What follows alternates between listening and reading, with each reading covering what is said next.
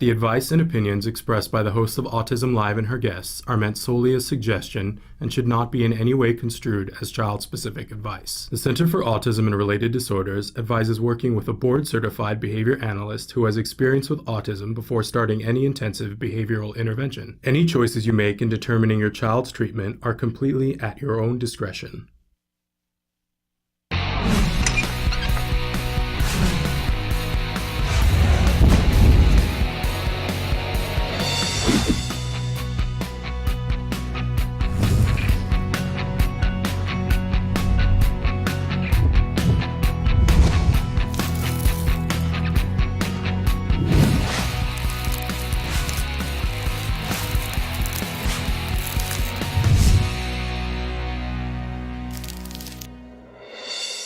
Good morning and welcome to Autism Live. I'm Shannon Penrod.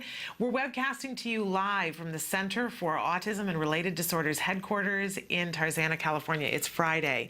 It's Friday the 13th, and we're very happy to be with you here today. We've got a lot of different things that we're going to be talking about here on the show. We're going to be with you live for the next 2 hours talking about autism from a 360-degree perspective and how we can be more effective no matter what role we play in this community. Whether you're a parent, teacher, practitioner working with a child who's on the spectrum and trying really hard to create an environment in which they can make the most progress possible, or you yourself are a person who's on the autism spectrum and there are things that you want more information about, we want to be of service to you here because we know that this community is a big, beautiful rainbow of people who have different needs and at different times have different needs. So we want to be a resource for you. If there is information that you want, we would like to help you to connect with the people who can get you that information. How's that? And as we start out the show today, a couple of things in mind. We are doing our holiday giveaway extravaganza. Every day, ever since mid-November, every hour that we are live, we've been giving something away. That continues now. A week from today, it's our last show of the year. So there's only this show and then 4 more live shows. And we're going to give away everything we have left in these last 5 shows. It's going to be amazing. Okay, so in this hour, what we have here, 2 fabulous, these are the hot game this year that everybody's going to want. We went to Toys R Us and Emily and I demoed this game. You'll see that in a little while. It's hilarious. I mean, just the fact that there's these glasses and you're making your nose grow, really fabulous. But I got to tell you that there's an element of this that's really great and educational for our kids who are on the autism spectrum, because we do want to work on lies and telling white lies and being able to look at other people and tell when they're lying. And that's exactly what this really fun game is about, is trying to get away with a white lie and trying to guess when somebody else is lying. The whole point of the game is to tell it. Can I have this sideways? No. I'm the next day. So I know we don't have a live show tomorrow, but you have to get it to us by 7 a.m. tomorrow. And in the subject title, you say what you want to win. So for this hour, you could say the Disney fibber or just fibber. And in the body, you need to put the word or the phrase, okay? And once you put the word or the phrase, I'm trying to get my computer screen up here. Once you put the word or the phrase, then you email that off to us, and it has to be by 7 a.m. Pacific time tomorrow. When you do that, of all the correct responses, we will go through and we will pick one at random for each one of the games. Then we will notify you via email, and we'll let you know you have to send us back as quickly as possible in this next week. Get us back your mailing address so that we can pop that in the mail to you and you can have it before Christmas. How's that? Isn't that a good idea? Okay. So make sure that you participate with that, and there will be a gift in the next hour. Also want to remind you there are lots of ways to watch the show, lots of ways to interact, because we do want you to be interactive with us. So Emily's going to show you some of the different ways in which you can interact with us, while I remind you that if you go to www.autism-live.com, that's sort of home base for us, but you can also visit us I'm borrowing these lips this morning. You can visit us at YouTube and all these other places that Emily's going to show you. But if you're on autism-live.com, there's some added things there. You can click on the link to our blog, which is working once again. Our site was having a little bit of difficulty the other day. And you can also, that long, skinny white box, put your cursor there, type away, hit enter, and it is working today. And it pops up here on my screen so you can be asking our experts questions. That's what we love, is when we can interact with you in real time. We've got some really important things that we want to be discussing here today. So I always like to remind you, I am not an expert in autism. I'm a parent. My son was diagnosed almost 8 years ago exactly. He was 2.5. He's now 10.5. And I am a grateful person that I have been able to benefit from really the best of what there is out there for our kids in ABA. And I have had supportive parents and supportive individuals who are at the top of their game working with my child. I did not get that because I was smart. I did not get that because I had the money, because I didn't. I got that because I got good information. And I want to help you to get access to good information so that you can get the best of what's available for your child as well. I have a debt to pay forward, and I feel responsible for it. So take advantage. This show is free, and our resources on the show are free. I don't always have as much time as I wish I had, but let's do our level best. Write into us. We'll do whatever we can to help you. And it may be that we just say, we're here with you. You're not alone. And that's nothing to be sneezed at, right? But I'd like to get you more than that if we can, and hook you up with people who can get you further down the road that you want to be down. All right. We like to start every morning with something that we fondly refer to as the jargon of the day. This is when we take on one word, one phrase, one acronym, and we try to make sense of it in our world, the world that we're coming to that didn't always have autism at the top of our list of things to be concerned about, right? Not all of us went to college to get a degree in behavior. We just didn't. And now all of a sudden we have a responsibility to know these things so that we can be as productive as possible. So we're trying to make sense of these terms. So today's a big one, and we're going to be talking about it all day long. The phrase that we have today, it's a BIP. BIP. What on earth are we talking about? When people say, oh, you need to get that put in your BIP, or they call it the BIP. I think the parents call it BIPs more than the officials do. So what is this thing, and why do we need it? It's essential. So our actual definition here today, BIP, Behavior Intervention Plan.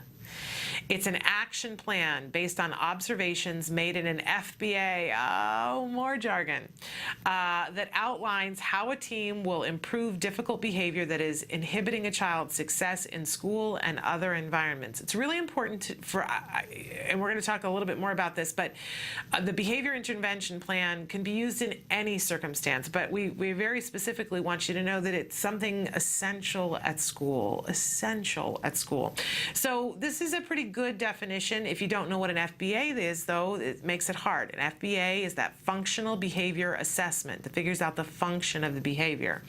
We'll talk more about that as well. But our working definition for this BIP, the Behavior Intervention Plan, and by the way, if it's too much for you to remember the Behavior Intervention Plan, you don't have to. That's why you're calling it a BIP, but you want one. It's a concise plan based on child-specific data for successfully managing challenging behavior. It protects the child from forms of discipline that are not effective, punitive, and random. And this jargon was decided weeks ago, months ago, really. It was decided this summer that this would be the jargon of the day, and yet it's something we're going to be talking about today, especially with the news story that broke this morning that the teacher who soaked the crayons in hot sauce because the child was eating the art supplies, and she thought, I know, this will be effective. I'm going to soak the crayons in hot sauce because that should stop him from eating the crayons, right? This is what a BIP plan prevents. If You know, if you have in writing what the intervention is for the challenging behavior, and if the child is eating the art supplies, that's a challenging behavior. I don't think anybody would argue with the teacher about that, that's not something you really want to have happening in the classroom. It's not good for the art supplies. It certainly isn't good for the child. Right? This is a challenging behavior. By the way, there are millions of different challenging behaviors, but a BIP prevents some make this behavior happen more often. I was confident that it was. I can't remember what it is to tell you. But anyway, I was able to go back in to the meeting and say, don't like your BIP, and here's why. Because it should be this, this, and this. And everybody went, oh. What, like, did you just go get a master's degree in autism? What happened, right? And I said, I just used this lovely little tool, but this isn't going to work. And that piece of paper went away so quickly. Yeah, you did a little rip. That was like gone. And we got to move, and that was also the meeting that I went in and said, and I looked over the goals that you guys have, and most of the goals were great, but I said, we're missing a couple of things here that I think are important, and I was able to look on skills in terms of what was age appropriate and skill appropriate for Jem, and what he had missing to see what was missing, and I said, here are 3 goals that I want to add that I don't see addressed, that were about things during his recess and lunchtime, that were social and play goals. And as a result of that, they said, oh, you need stuff during that. Let's get a recreational aide to do an assessment. And now he has a recreational aide during only during those times. And it was honestly, I mean, I came back and said to you and to your team, it was so empowering as a parent. Yeah, I remember. I keep thinking the word empowered. That was the word. I just felt so empowered. I was like, oh my goodness, and can I also tell you that normally before an IEP, I'm like on the internet for an entire week and looking things up and doing things and, you know, trying to figure out what. And I had done less work in less time for that IEP than any other IEP, and I got more done. And I went in confident. I was slept. I had slept, and I knew exactly what I was doing, and I knew exactly what was going to be appropriate for Jem. And I didn't feel like I needed to go in and fight. I just was like, this isn't going to work. This will. And here are 3 goals I want you to add, which led to something actually amazing for my child. So, you know, I want people to realize how empowering this BIP builder can be. And for teachers, if there are teachers watching and you have somebody in your classroom who's engaging in a challenging behavior, this is, you know, the yellow brick road. Yeah. It really is. And it's nice to know, too, that there's been some research done on the BIP builder, in case anyone's wondering about that. Yeah. Tell us about that. Just showing that it makes behavior intervention plans more function-based. So if you do your functional behavior assessment and you know the function of the behavior, you should have a BIP based on that function, right? Yes. But that's not always the case. Sometimes people kind of drift, I think, or yes, maybe they're not, you know, well trained enough or whatever. But the bottom line is that our BIP builder, we did a randomized control trial, and we had 2 groups, and one group used the BIP builder to update an existing BIP, and another group just was told update your existing BIP on your own. Mm-hmm. And so it was like the point of updating it was to get a pre and a post. Right. And basically we showed that the group that used the BIP builder produced more function-based BIPs.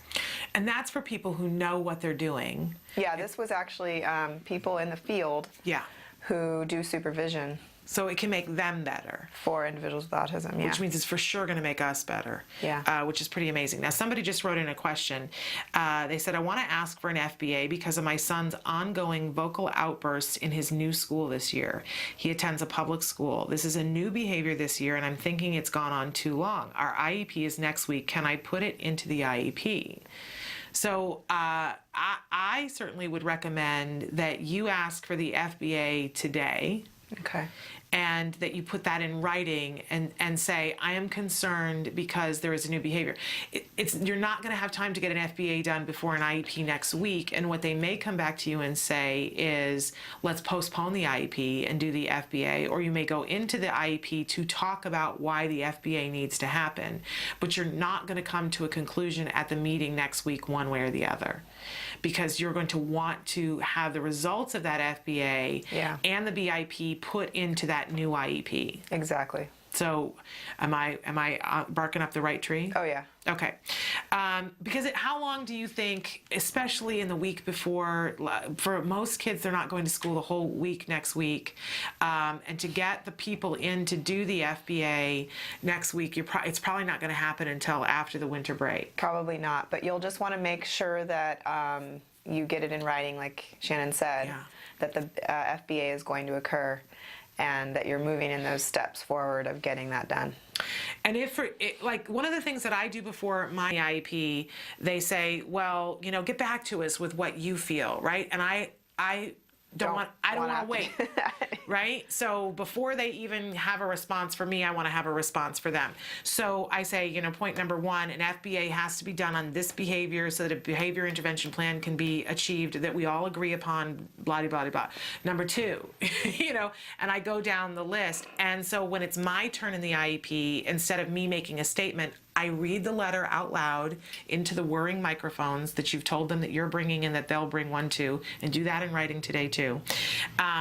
So I read it out loud, and I have a copy for me, and I slide the little piece of paper across to them, so when we leave the meeting, the next bit of action is them, not me. So you're audio recording your meeting is what you're saying? Always. Always. You have to put that in writing as well, 24 to 48 hours before. Do it 48 hours before, because certain states it's 48, some it's 24. But if you do it when you get the IEP invitation, it's done. Put it in writing that you're planning on recording the meeting. Yes. Say, I will be attending, and I will be bringing a tape recorder, and yes. That does two things for you. It prevents a whole lot of things from happening at the meeting that you won't even believe could happen at a meeting. And the second thing that it does is it gives you a record of what happens. So when and if they make a mistake, if they make a mistake, it's going to go in your favor that you have it on the recording. And the other thing that it does is that it's a reminder to us that we have to be on our best business-like behavior, as emotional as it may feel like it's going to get. For everyone. For everyone. We have to be as well. Every person at that table. Nobody can get upset. There cannot be any yelling.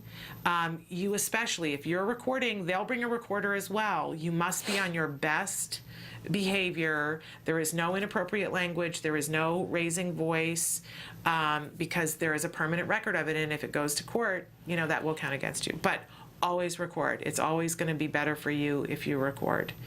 And rather than have to count on knowing what you're going to say at the meeting, if you have it all written up in the letter and you slide it across, then you had a chance to edit it. So you say exactly what you want to say. Do you have that thing where I always do, where I think, oh, I wished I'd said this. Yes. Why didn't I think to say this? Or I forgot that part. Instead it's on the letter. You don't have to. It does itself. And then you can sleep the night before. And I always bring brownies and lemonade. That's great. I'm like Brie Vandekamp from Desperate Housewives. You need to bring gifts. I come in with the little cloth napkins, which I don't do in any other time, but I come in with the cloth napkins. I'm like Little Red Riding Hood. But, and the first IEP, we did what we were told to do. What a lot of people tell you to do is bring a picture of the child. If there are people at the meeting who don't know your child, you bring a big old picture of your child, and you set that up with your brownies. It's all about the mental, the inner game of tennis, right? That's awesome. Anyway, BIP Builder, thank you. Yeah. Thank you for creating and making that accessible for all of us. Well, you're talking to me as if I did it by myself or something. It's a team of people that did it. But you led the team, and that's amazing. Thank you. And I would like to give credit as well to Dr. Jonathan Tarbox, who also was right up there with leading. So. Very cool. Yeah, and we appreciate you. Speaking of him, later he could probably give you guys some info on the research behind pica if you want to get back into that story a little bit. Yeah, we will. I know we've talked with Dr. Tarbox many times about pica, and so yes, a good plan. I feel like I've exhausted both of us. Yes, my blood pressure gets a little high when I talk about these things, but this is all good stuff that we all want to know about. And so I would, for the parent who just wrote in about that, request the FBA today, and they may say, do we want to hold off on the IEP? That's up to you, whether you want to have the IEP meeting or not. But if they don't postpone it, make sure you go and have that on your list of things to do, one way or the other, to get the FBA and the BIP. We're in alphabet land, but if you have the FBA, the IEP, and the BIP, and they're all working, and as somebody else had written in, how important it is for the teacher to read the IEP and to read and understand the BIP. I would also make a request that the person that does the FBA is a board-certified behavior analyst. Good point. Because if someone else does it who's not really qualified to do it, and I hate to say this, but it's common, you're going to get a BIP and you're just going to feel like you have to trust it. Because you might not know if it's any good. But that's when you're going to go to the skills and check it like I did. Yeah, you could do that. You could even say, hey, I want you guys to use the BIP builder in skills. Yeah. And then it make you feel even more safe that they're going to come up with good interventions. So. And you can get a free 14-day trial of skills, which allows you to use that BIP builder. Yeah. So you can use that to check a BIP today. Everybody could do that, and that way we learn from the lesson, right? Yeah. Thank you so much for being here, and please write back to us and let us know what happens with the IEP. I love to get updates on what happens, but we're empowering ourselves with Dr. Nadowski's help and with her team's help. So we don't have you next week. Okay. No, I'm assuming I think you said you were Yeah, gone. you're right. Actually, I'm not around. So we want to wish you happy holidays. Thank you. And we'll see you again in the new year. Thank you. Happy holidays to all of you as well. Okay, we're gonna take a break. We're gonna go to the A Word. This is the ongoing documentary being made following a little boy who was diagnosed with autism at the age of 2. And in this particular week, we are looking at potty training and getting some really great advice about potty training. So, and then we'll be back after this. Stick with us.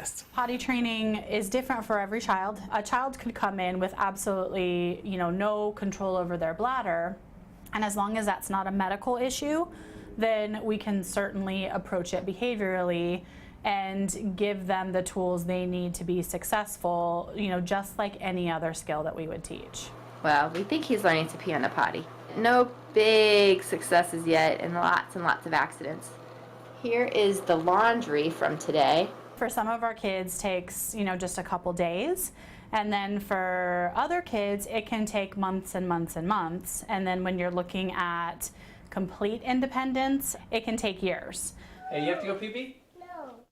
There's a lot of different ways to tell if a child is ready. We look for a couple different things. Probably the most important is parents saying, I need this to happen, I'm ready. Second is, a child showing interest in the bathroom, and some of it is simply age. It's time to go ahead and work on this.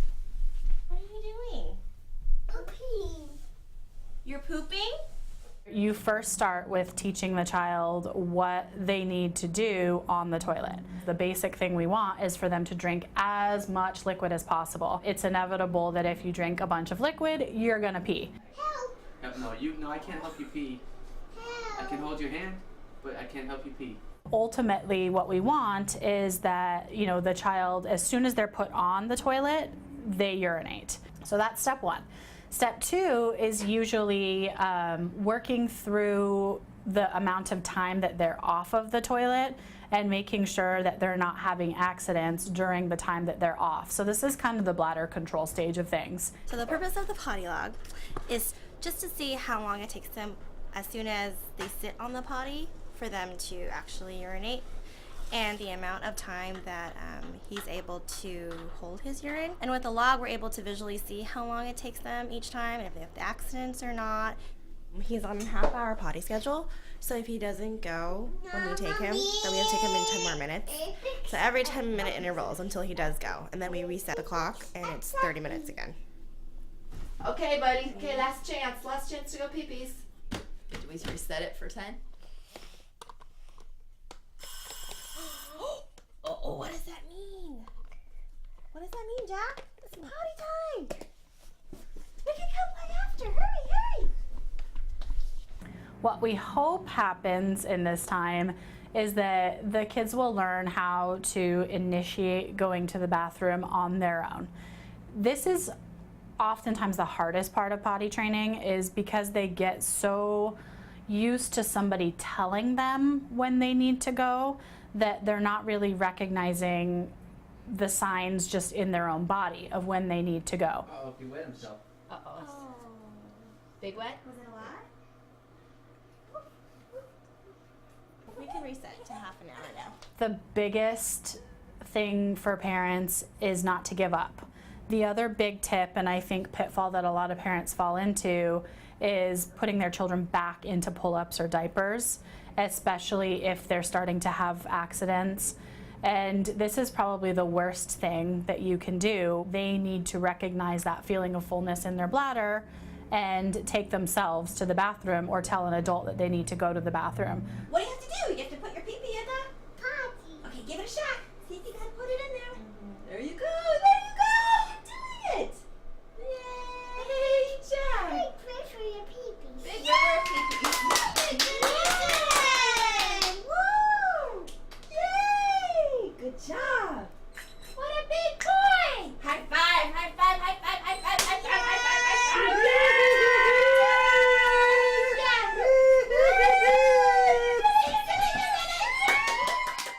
Welcome back to Autism Live. We are having our holiday giveaway extravaganza, and I have before me the gift that we're giving away in this hour. This is called Answer Buzzers, and this is put out by Learning Resources, and this gift was given to us by our friends at Lecotech.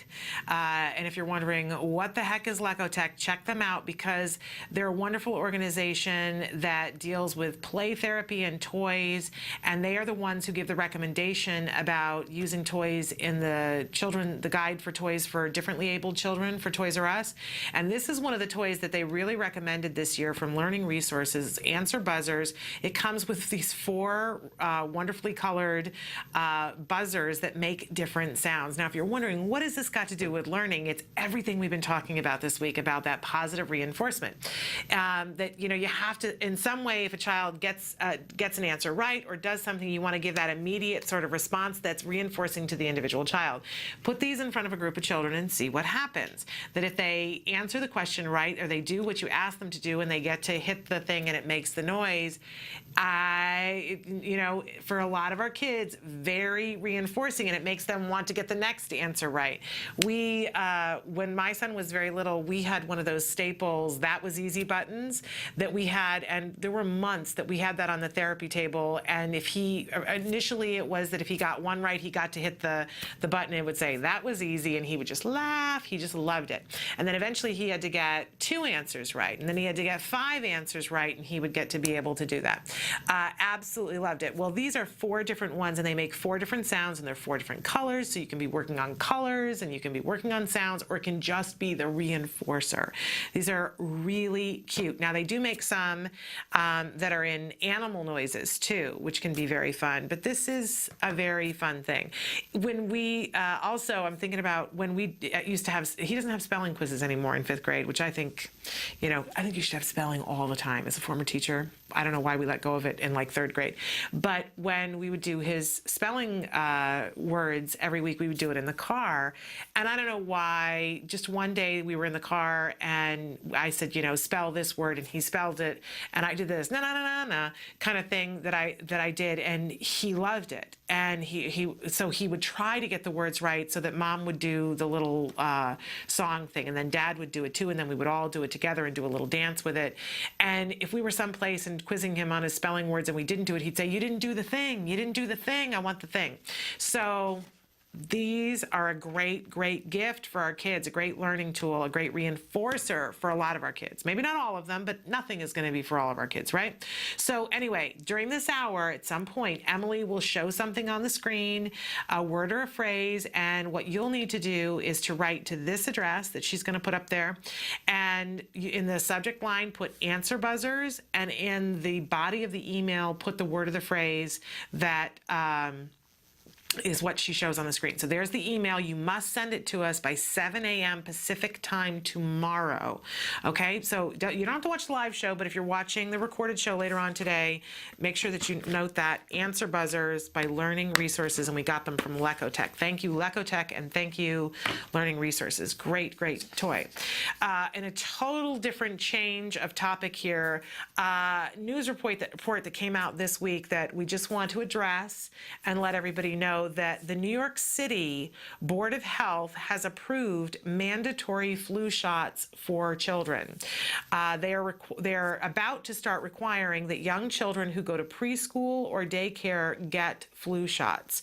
The Board of Health voted this previous Wednesday in favor of the mandatory vaccine for children under 6.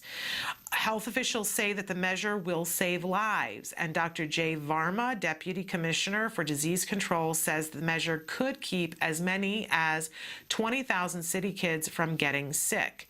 The initiative takes effect in 30 days. The vaccine will be required for about 1,500,000 children. Here's the next part. Parents may opt out for medical and religious reasons. If you decide to opt out for medical or religious reasons, there is always a form. This is true in all states for all vaccines. Vaccinating or not vaccinating is your choice, even when it is mandatory. You will have to ask. In different states, it's a different color piece of paper. If you're saying that it's for medical reasons, you will have to have a doctor sign off on it. If it is for religious reasons, you do not. So, that is information that we give you. You must make the decision for yourself. There are always reasons to get a flu shot. There is research that you can do about whether you don't want to vaccinate your child with a flu shot. In the most recent information that we have been told, the flu shot does still, to our current knowledge today of what we are aware of, contain thimerosal. So if you are deciding not to do that for your personal reasons, then there is a form that you will have to fill out. But even though it is mandatory, you can still opt out for those reasons. Again, it is a personal choice. Please do your research and make your choice for yourself, okay? We are going to take a break, and we'll be back with Dr. Jonathan Tarbox. Stick with us.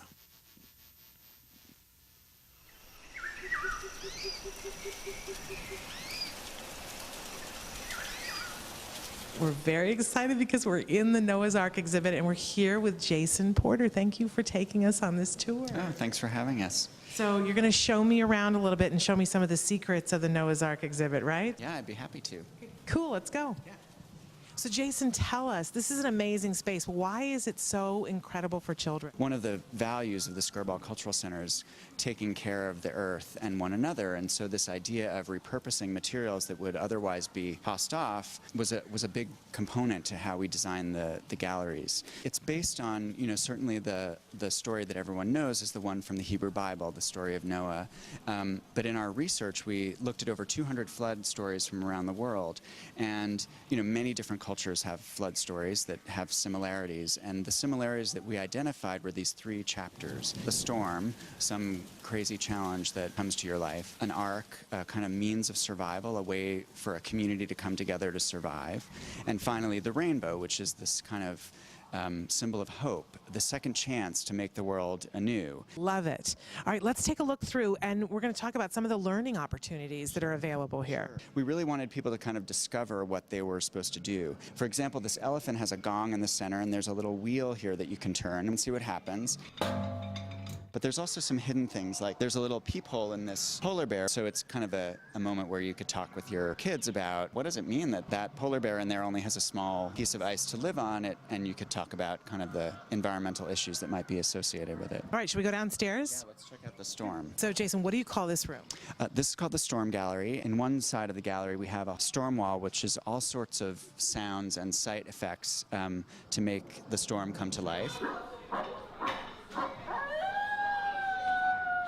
But we have this, what we call the load up. It's fairly intuitive. You know, you put animals onto the conveyor belt and you turn the wheel and they get loaded up onto the ark. Except you can't do both at the same time by yourself. It's kind of layered in the doing, the learning that we're really interested in, which is about this notion of working together in order to accomplish something. So, you know, when you first get on the ark, obviously you enter 2 by 2 as the story goes.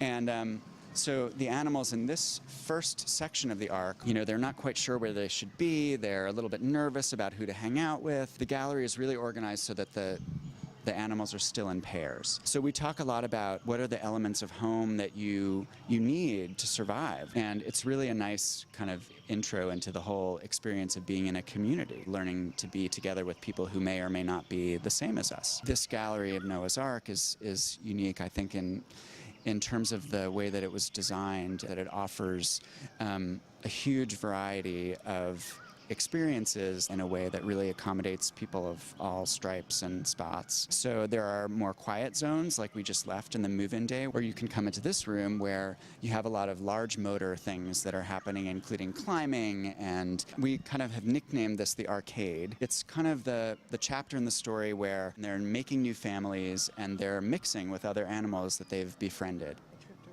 Oh, we have to talk about poop. We can't do a show without talking about poop.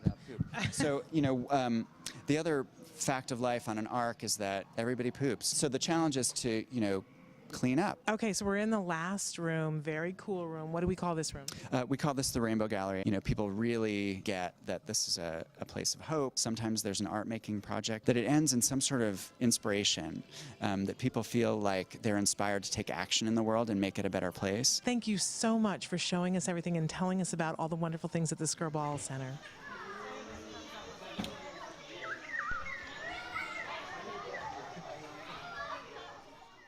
Welcome back to Autism Live. A couple of quick notes here. Just wanted to say thanks to the Skirball for letting us come and do that piece at the Skirball. Amazing. If you're in the Los Angeles area, go and see their Noah's Ark exhibit. It's fabulous, and they were so sweet and kind, and it's a great place to take any children, but also a great place to take kids who are on the autism spectrum. It's a wonderful sensory field day. So many things in my head right now that I want to talk about. But first, let's welcome Dr. Jonathan Tarbox. He's here with us in the studio. He is the head of research and development at the Center for Autism and Related Disorders, and he is also the director of the Autism Research Group, a really amazing organization that tailors their research on real substantive things that can make a difference in our lives. That's our mission.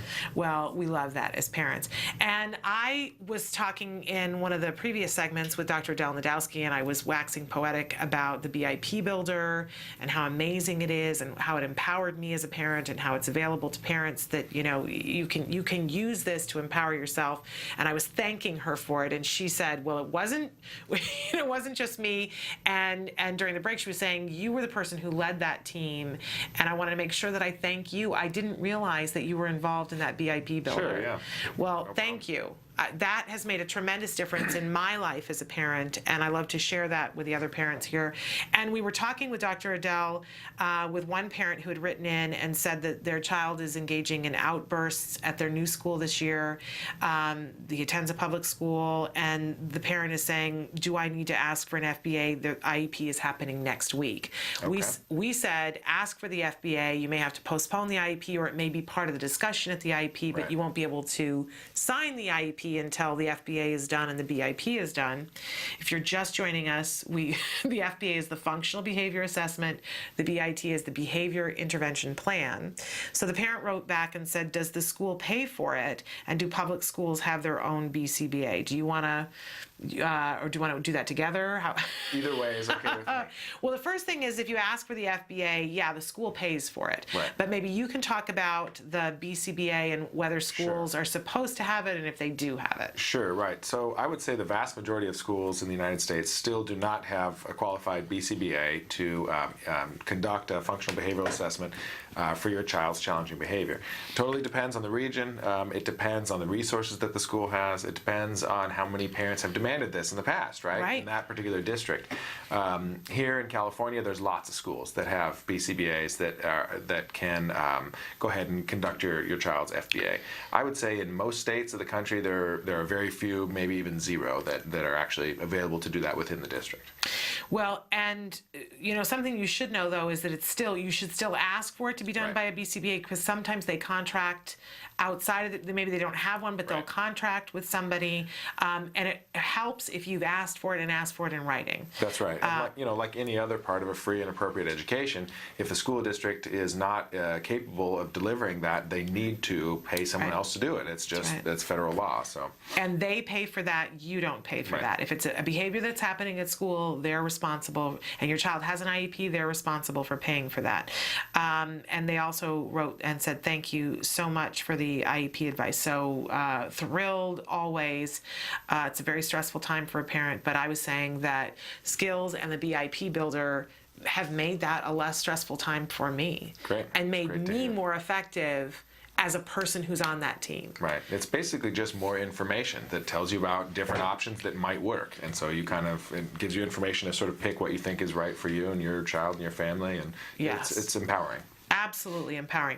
So we always like to have you here at this time of week to talk about research and how research affects the things that we do, the interventions that we do. All this week we've been talking about consequence strategies and modifications to change behavior and to uphold behavior that we want to see more of. With Evelyn Gould yesterday, we talked about positive reinforcement for when the behavior is what we want it to be, or there's the most important consequence, or the absence of the behavior that we don't want to see, making sure that we reinforce that. I wanted to talk a little bit more with you today about this story that broke this morning.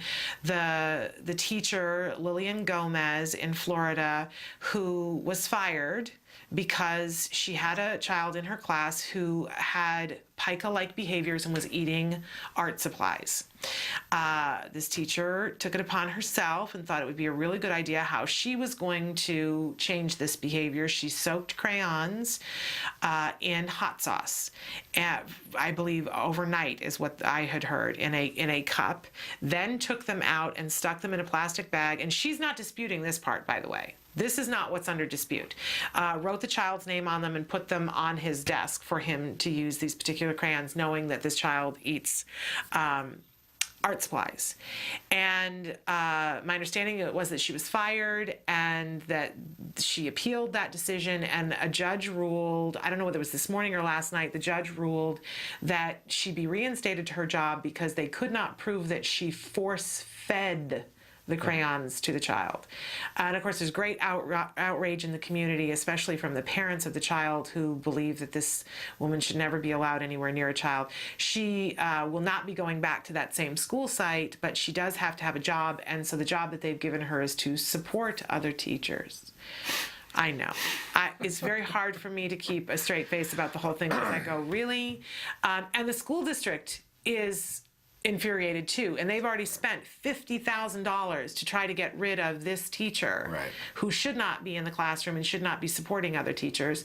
But let's break it down a little bit. And I know that we've had you on the show before talking about pica and pica-like behaviors, and we just talked with Dr. Nadowski about what should have happened was an FBA, and that they could have used the BIP Builder and come up with antecedent modifications to make it so that, this child wouldn't have been eating the art supplies. But help us. Okay. I don't even know where to start with this. Yeah, I know, nobody does. It's so over the top. It's so crazy. I guess, first of all, the most important thing to point out is the teacher was not implementing anything similar to ABA or behavior modification or applied behavior analysis, or not, in any way whatsoever. I think the appropriate description for that intervention is probably abuse. You don't trick a child into having hot sauce in their mouth. I mean, that's totally unacceptable. I guess it might kind of depend on how hot the hot sauce was, if it's Tabasco sauce versus a mild, Taco Bell sauce or something, but it's nuts. I mean, even people, even medical doctors under extremely carefully controlled and regulated situations can't just go around putting hot sauce in kids' mouths, even if they have a behavior problem. It's completely nuts. So it's not even, there's no gray area here. You cannot do that as a teacher, as a parent, as a medical doctor, as a BCBA. That is not an acceptable thing to do in order to help a child modify their challenging behavior. And even the courts have upheld that in the past. There's a mom in Alaska who was using hot sauce as a punishment and putting it on her child's tongue, and she's having to serve probation for that. Was, I think, originally given jail time, but is on probation.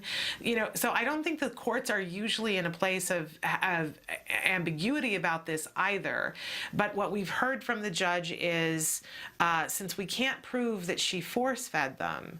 But she's not. I mean, I don't know the details of the case, but are they saying that we're not sure that she really intended for the child to eat the hot sauce? I don't know, because she admitted to that, right? She's admitting that she wrote his name on. So are they saying it was the child's choice to eat the hot sauce? Well, her lawyer is saying that it was a bad choice, but that she didn't force feed them. This is the line, that it's a bad choice. But it was. It was something that was supposed to stop him from eating the crayons. Right. And he didn't know that the hot sauce was on the crayons, obviously. And, and she wanted him to eat the crayons so that he would get the aversive consequence of hot sauce in the mouth, right? Right. I mean, to me, that's no different than just walking up to him and squirting it in his mouth. I mean, well, here was the thing for me that I said this morning, is that I wish that the team from the school, because there are some people, it's not good ABA technique, and we should be very clear about that, but there are some people who use aversives and who think that that's appropriate. And even the people who do that, that is something that should be used in a very controlled manner, and that you have to be responsible for what it is you're doing. So you would never just put something that you were going to do aversive on somebody's desk and walk away. No, it's not. So if nothing else, even if the court doesn't understand why you wouldn't use aversives, if nothing else, she was grossly negligent. And for that, she should be fired. And there are a very small percentage of cases where aversives might be ethically justified. In each case, it's got to be discussed. But there are people who have died from pica. There are people who have died from banging their head against cement walls too many times. And there might be some cases where the person is literally going to die if they do the behavior again, or they're going to lose their vision if they poke themselves in the eye one more time. And at that point, maybe you might say, well, maybe a little bit of hot sauce is worth it to prevent death, right? But this, and even then, there's a process. I mean, it's not just your choice. You got, there's approval from human rights boards. Sometimes, depending on the state laws, sometimes even the attorney general for the state needs to approve it. And then it would be a very controlled environment in which everything was monitored. Right, absolutely. And even then, honestly, you'd feel kind of awful. Like, you don't want to do that. Nobody wants to do that, right? So what this teacher did bears no relation whatsoever to the use of aversives in even a responsible manner or any manner whatsoever. It's just crazy. It's appalling. It's appalling is what it is. And the judge's decision I find to be appalling. We've talked about this with other cases lately. It's like somebody has to stand up and be a part of a solution and use some common sense. And I find it appalling that this woman can keep her job, because this was a decision she made on her own. And I know that sometimes, look, I'm an ex-teacher, and sometimes you feel desperate and you feel like the support isn't there. But, why wasn't she asking for an FBA? Right. That was within her scope to ask for an FBA. Of course. And I'm kind of wondering why eating crayons is such a life-threatening problem anyways. I mean, of course, it's frustrating, it's difficult, it's going to cost some money, but, Yeah. For the time and energy that she took to soak the crayons, she could have come up with something that was really useful and effective that would have helped her as a teacher and helped this child, instead of being so destructive.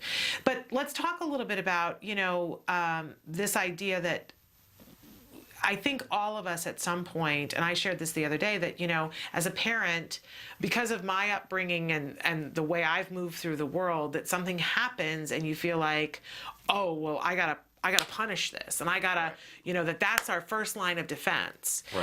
Always that's the way we're going to combat a problem.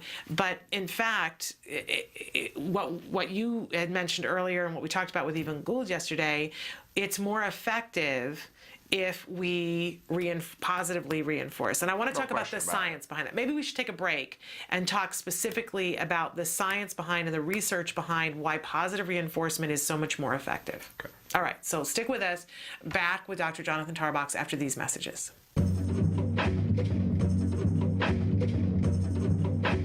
So the holidays are fast approaching, and you might be looking for a fun cookie recipe you can make with your kids. Well, thankfully, Breads from Anna has given us a great sugar cookie recipe that we can make that's gluten-free. So let's get started. Here's some of the things you'll need. For the dough, you'll need 1.5 cups of vegetable shortening, 2 cups of sugar, 2 tablespoons vanilla extract, 1 tablespoon almond extract, 4 eggs, 3 cups of Breads from Anna dairy-free flour, 2 cups potato starch, 2 teaspoons baking powder, and 1 teaspoon of salt. And for the icing, you'll need 1/2 cup of shortening, 1/2 cup of butter, 1 tablespoon vanilla, 4 cups confectioner's sugar, and 2 tablespoons of almond milk. To start with, we're going to just mix together our liquids. So we've got our shortening,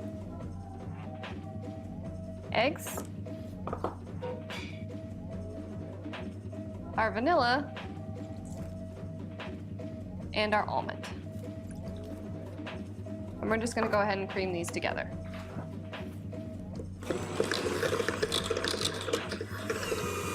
So once that's all creamed, we're going to go ahead and add our dry ingredients, starting with our Breads from Anna flour. And we've got our potato starch,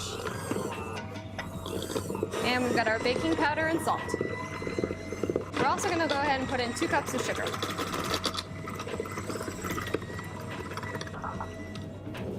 All right, once that's all blended together, we're going to go ahead and cover this and chill for about an hour or overnight in your fridge. So it's been an hour, our dough should be cool.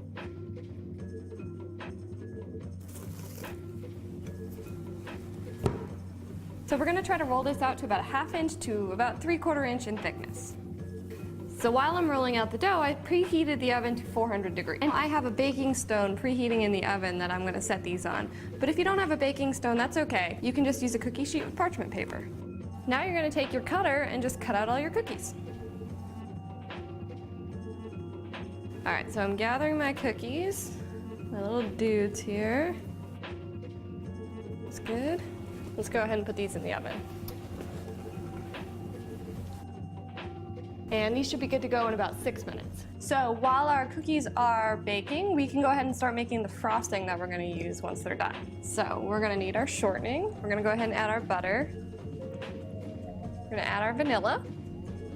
We're gonna start to blend this. Okay, so once we've creamed these together, we're going to go ahead and add our sugar just a bit at a time.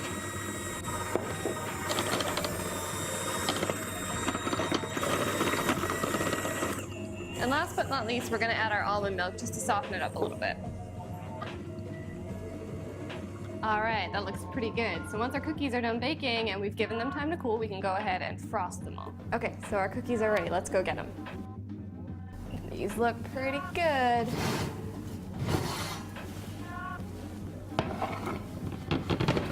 Now's the part where you get to be creative with your kids. Feel free to ice these in different colors, with sprinkles, however you want. We've got our cool cookies here, our homemade icing. All right, these look great. For more of these recipes and to possibly win some of your own Breads from Anna, go to our Facebook page at facebook.com/autism-live, and we'll see you there soon. Thanks for joining me.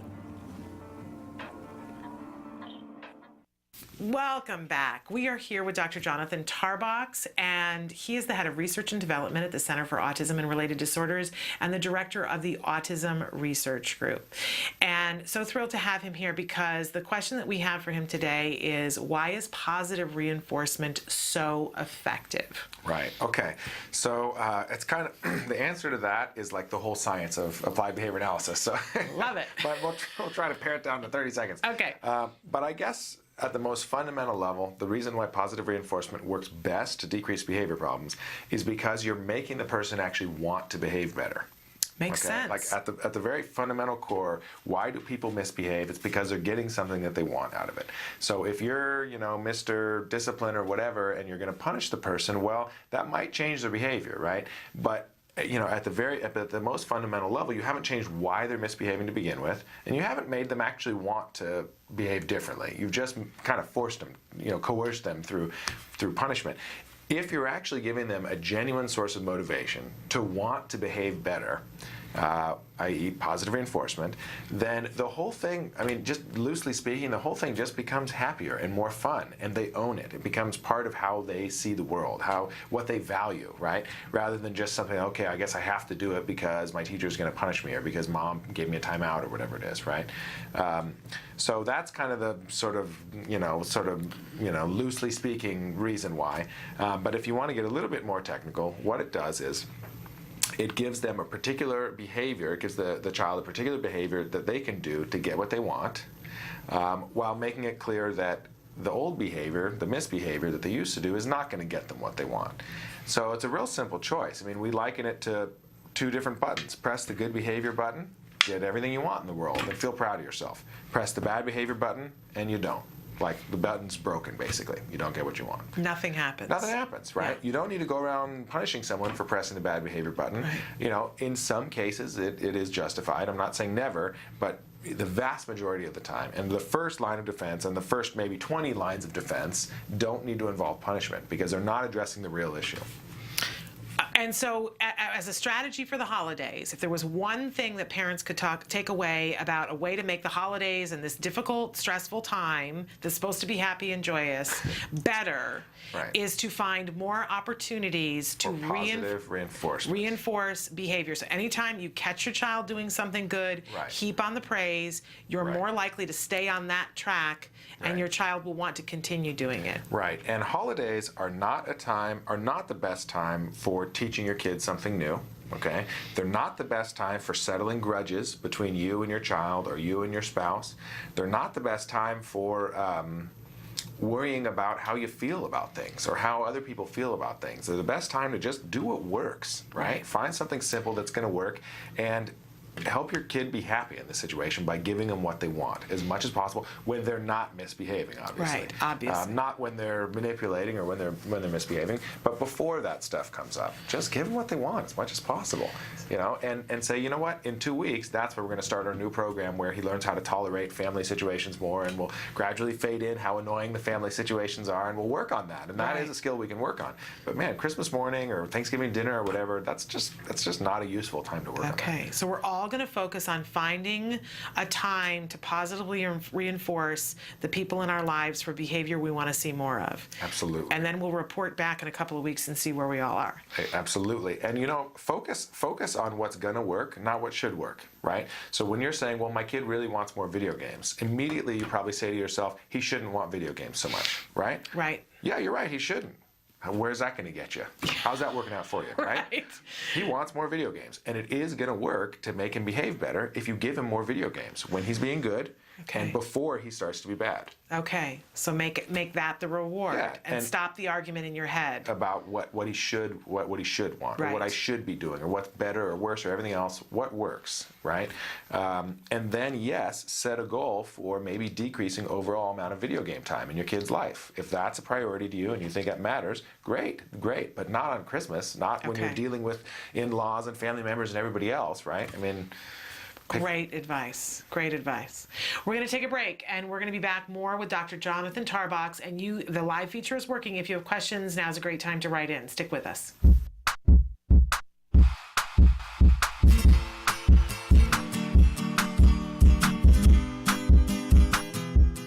Hi guys, welcome back to Smarty. For December, I thought we'd work on an activity that is a handmade gift for someone who is super special in your life. It could be for a teacher, family member, or a friend.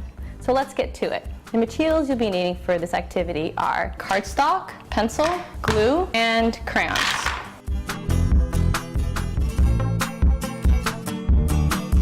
This activity is making a monogram letter filled with crayons. This activity is great because it works on one, the pincer grasp, and also planning ahead since you're going to be having to break the crayons to fit the inside of the letter. So to begin this activity, first things first, mom or dad or guardian is going to have to draw out the letter for the kid.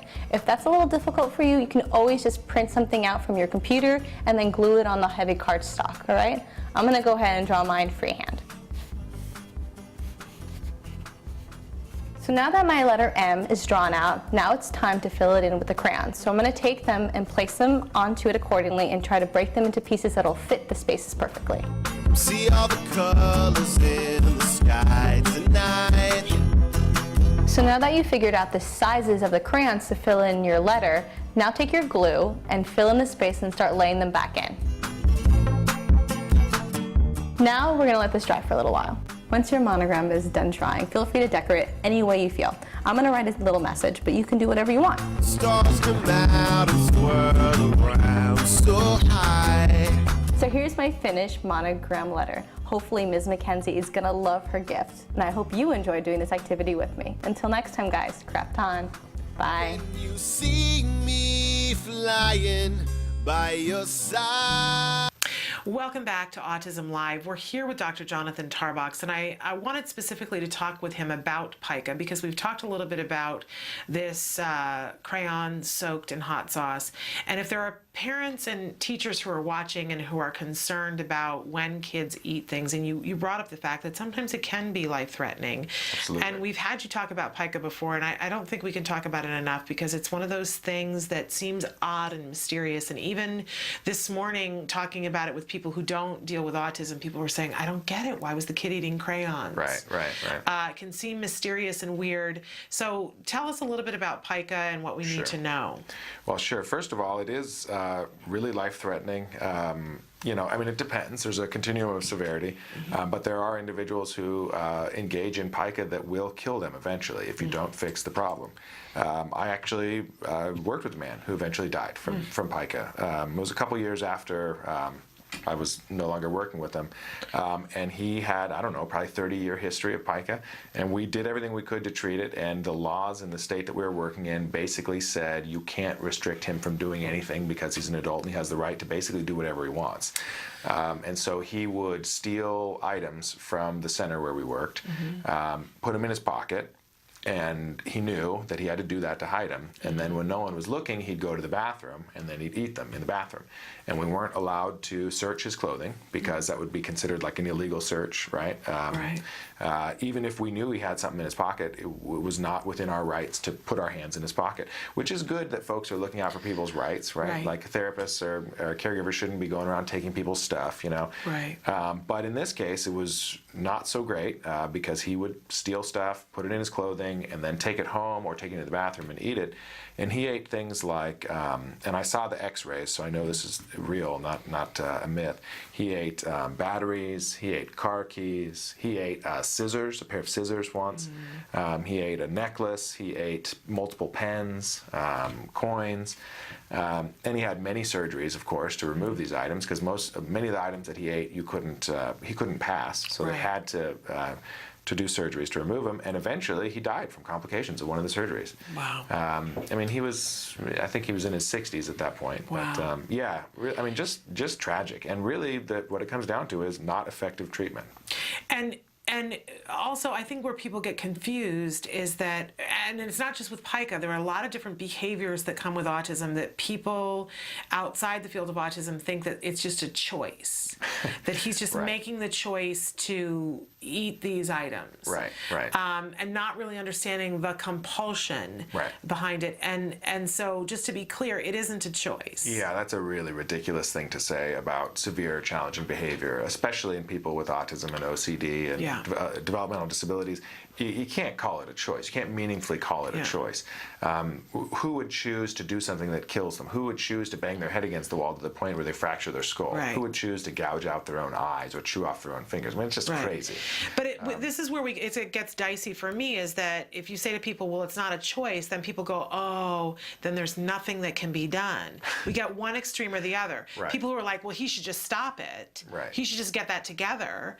Or the people say, oh, it's not a choice, so then there's no intervention. Oh, how sad. We stopped doing everything. And both of those perspectives are completely false when it comes to pica displayed by folks on the spectrum. I mean, it's not a choice, and yes, there are things that can be done. Okay, so even when it is that compulsive thing that they can't control, we can do things to circumvent this behavior. Absolutely. Okay, and so do we need to figure out, first of all, because we always talk about the function of the behavior, do we need to make sure that it's a pica behavior and that it is, as we were saying before, automatically reinforcing? Yes, yeah, Okay. right, exactly. So as far as I know, all the published research that I'm aware of, pica has been automatically reinforced, which means that the individual does it not because of some consequence that they get from someone else. It's not to get attention, it's not to get what they want, it's not to get out of doing work or escape from something they don't like. Right. It's just because the behavior produces its own satisfaction in some way. Right.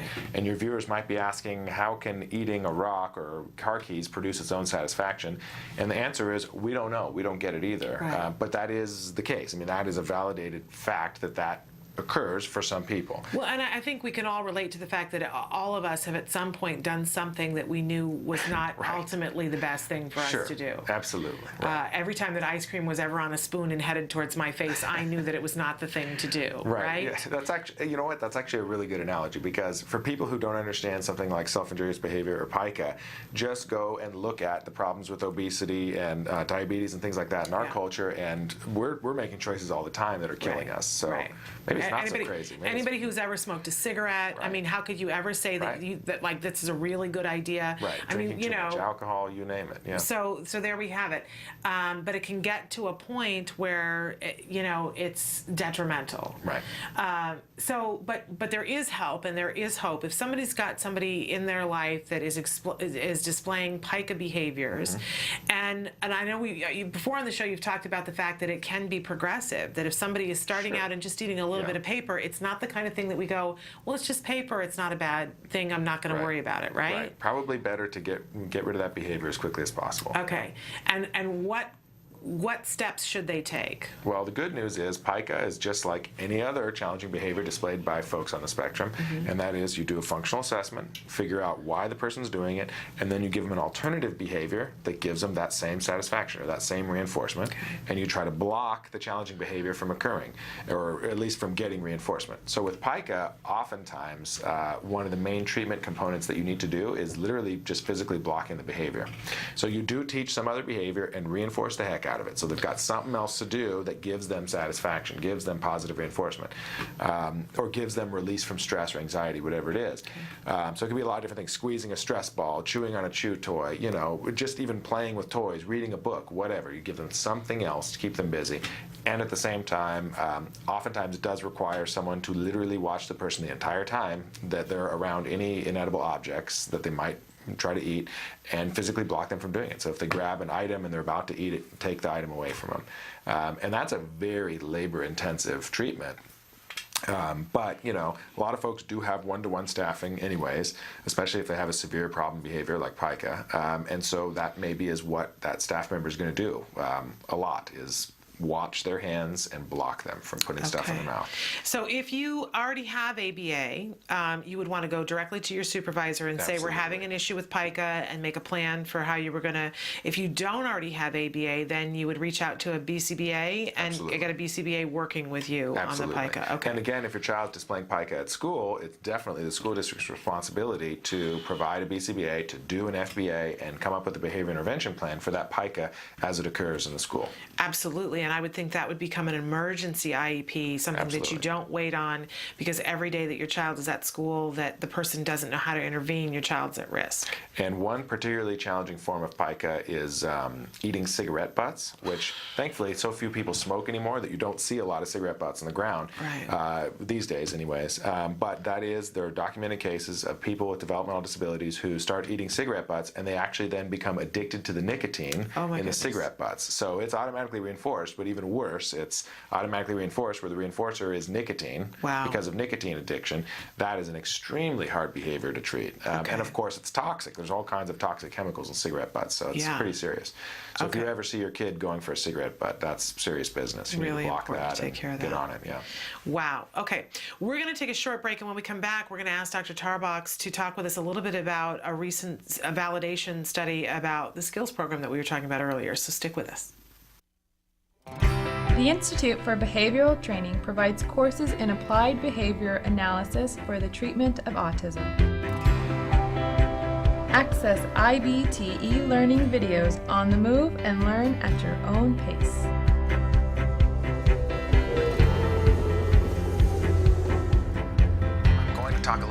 about intensity. IBT e-learning makes any location your classroom on the go. So our objectives for today are to really learn what is autism and how is it diagnosed. Get professional guidance with IBT face-to-face training. IBT face-to-face training courses prepare you to effectively implement ABA-based interventions. Choose between small group and one-to-one instruction. Earn BCBA supervision hours via one-to-one video conferencing. So I had a chance to review your BIP today. You know what? It looked really good. You did a good job with it. IBT continuing education courses. Earn credit through webinars, conferences, article reviews, and e-learning videos. You can learn more at ibehavioraltraining.com. IBT, 360 degrees of ABA training. Welcome back to Autism Live. We're here with Dr. Jonathan Tarbox, and we understand that there is a skills validation study that I want to hear. Sure, right. So this is the largest scale study we've ever conducted, probably the most pain in the neck study we've ever done. Angela Persicki is the first author. She really deserves all the credit. Wonderful. She was running the study. And what we did was we got the assessment portion of the skills system, which is, 1,500 or so questions asking what can your child do and what can your child not do, which then directs you towards lessons in the skills program, right? So that you know what to teach your child, yes, right? Or so that your BCBA knows what to include in your child's intervention program. So an important piece of designing any kind of assessment is what's called validation. Validation is, or the concept of validity, refers to the concept of whether or not the assessment actually accurately measures what it's supposed to measure, okay? So the skills assessment is supposed to measure whether or not your child can do a bunch of different skills, right? Basically everything under the sun that a human child learns up to about age 8 or so, right?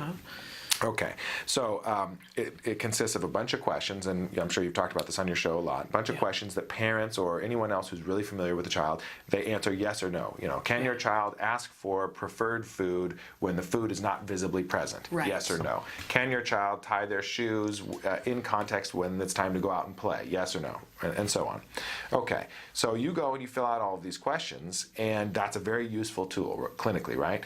But the question remains, if you've never done any research on that, how accurate are parents when they answer those questions, right?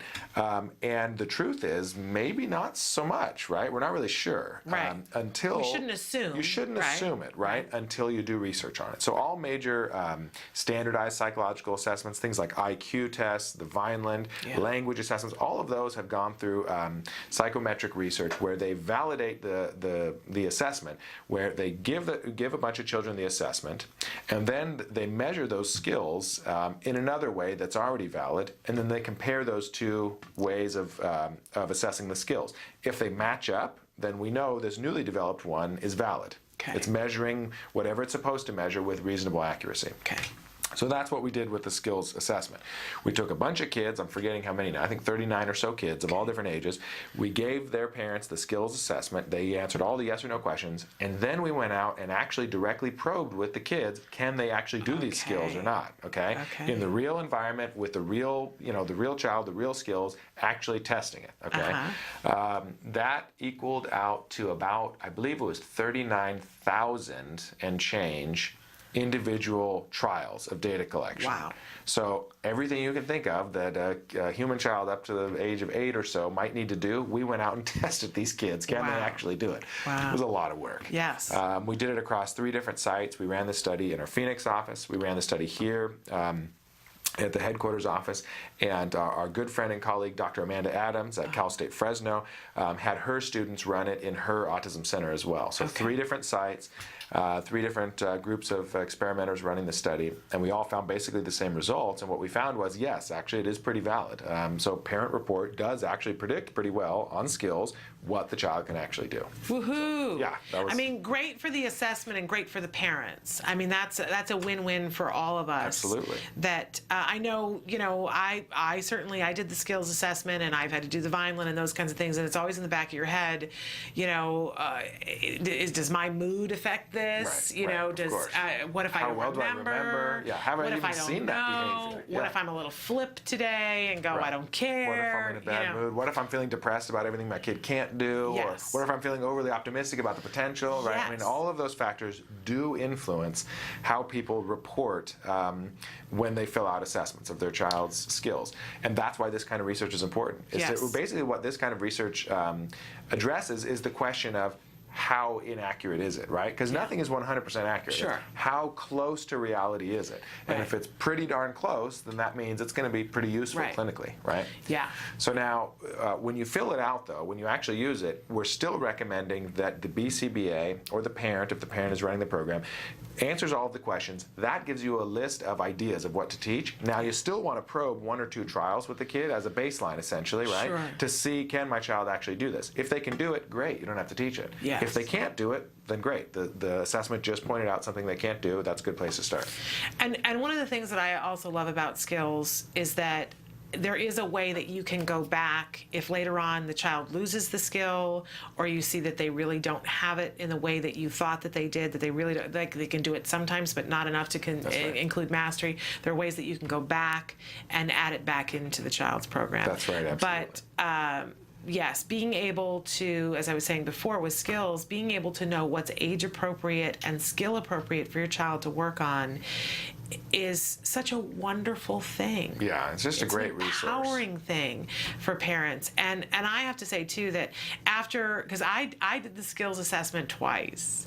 I don't know if I'm the only person who did it twice, but I ended up having to do it twice. So when people say, oh my gosh, there's a lot of questions, it's kicking my keister, believe me, I know. And you know, I think it's worth it. I don't remember when you did it exactly those 2 times. You may have done an earlier version where you had to answer more questions. I did the paper version first. The paper, okay, because now, or the last few years, the way it's worked is, well, yeah, you know, if you, depending on how you answer the questions, you don't have to answer future questions. Yes. If those questions depend on these questions. Yes. All that's figured out. There are a lot fewer questions that both, because I did the first, I don't know if that's the beta when it was on paper. Yeah. Where it came in a box. Yeah. And I cried. And then I did it online when it was all the questions before it got, you know, more concise. Yeah. So yes, I've answered those questions. But can I tell you, it was worth it.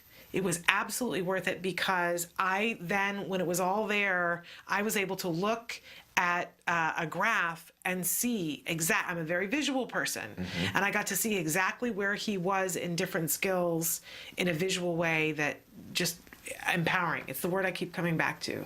I saw, okay, this is where my child is behind. I really hadn't been able to see exactly. I wanted a snapshot. Right. I think parents ask for that a lot. I want a snapshot of where my child is, and skills does that for you like that once you answer the questions.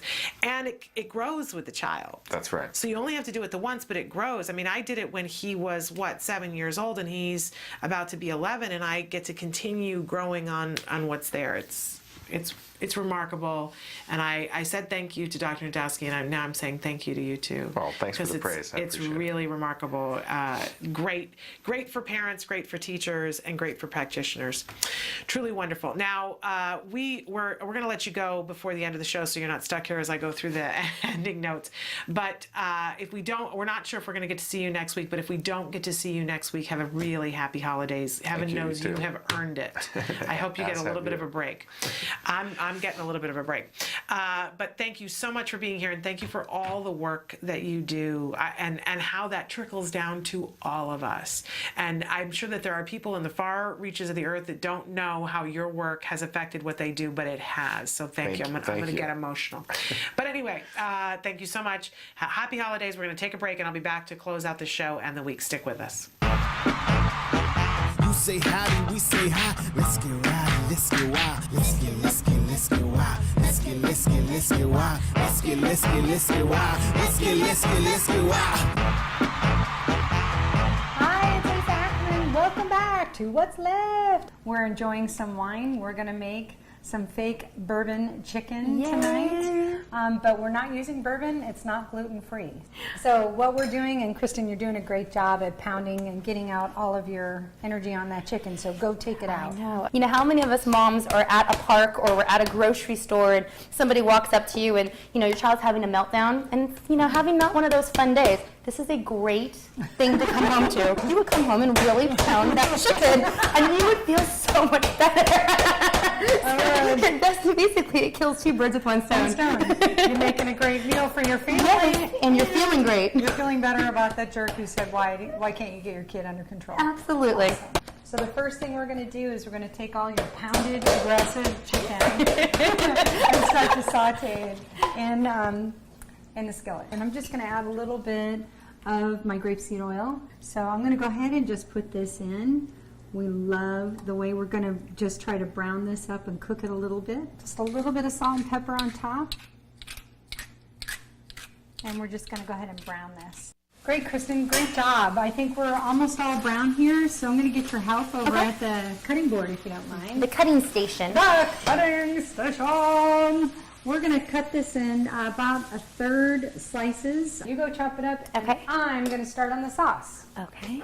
We're going to take the orange juice, water, and add that in. And I'm going to measure out the fake soy sauce, 1/3 cup. Add that in. Take in your ketchup and your brown sugar and go ahead and put that in. So in here is the red pepper flakes and ginger, so we're going to go ahead and add that in. So in the red pepper flakes, if you've got a kid that's really sensitive and doesn't like to bring a lot of heat to the kitchen, you can definitely omit that. That's not a problem. And then my favorite, as much garlic as tolerated. And the last thing that we're going to do, and as we get this heated up on the skillet, is we're going to pull this in, thicken to the sauce, and add in the arrowroot to thicken it.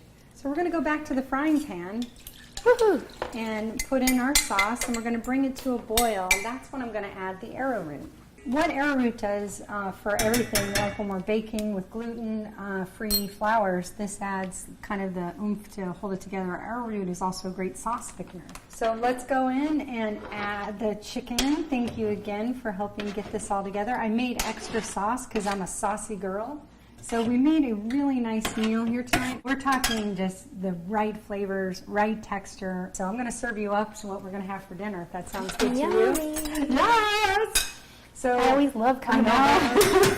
So what we made over here is just really some, what I call my dirty rice, and it's just some of the really nice different spices. I use a little red pepper flakes in that as well, beaumont, parsley, and just salt and pepper. It's really simple. And some of my favorite, which is zucchini sauteed. So I'm going to just go ahead and serve you up, and you can get to be my guinea pig once again. I will always be a good guinea pig anytime you cook. Bon appetit, my friend. Thank you so much. And thank you for joining us at Autism Live. Kristen, I had fun with you today. I always have fun, thank you. It is, it's great. And we had fun with you too. And if you have questions or want to see us cook some more different dinners, just email us. You can email us at autismlive@gmail.com or go to Facebook, facebook.com/autismlive. Or Taka Now. Taka's got tons of recipes, over 2,000 recipes ready for you to come and explore and have some fun. And thanks to Holly for this great bourbon-free bourbon chicken. And we'll see you next time on What's Love? Bye, guys. You say hi, we say hi. Let's get wild, let's get wild. Let's get wild. Welcome back to Autism Live. We are here at the end of the day, at the end of the week. So much to talk about, but somebody had written in and then they clarified that for our mom that was deciding about the IEP and asking for the FBA, somebody wrote in and said, and I didn't understand what their sentence was, but they were saying their suggestion would be to go ahead and have the IEP next week because it's right before the vacation, then it will give the team time to think about, so you're not going to sign the IEP, but you'll go in and have the initial meeting, and their suggestion is it'll give them time to think and hopefully come up with some great answers, and that they would like to know what ends up happening, because we can all learn from these kinds of things. And I think there is something to be said for that, to have that initial meeting, but if you put the request in for the FBA today, then they'll know that they're not going to get a done IEP next week, and that's a good thing for them to know too. can't hurt for them to know what's happening, because if things are working right, everybody should be happy and excited to make progress, right? That should be the way these things work. In any case, I got to tell you some news about next week. So next week we're here for Tuesday, Wednesday, Thursday, and Friday. Very exciting week.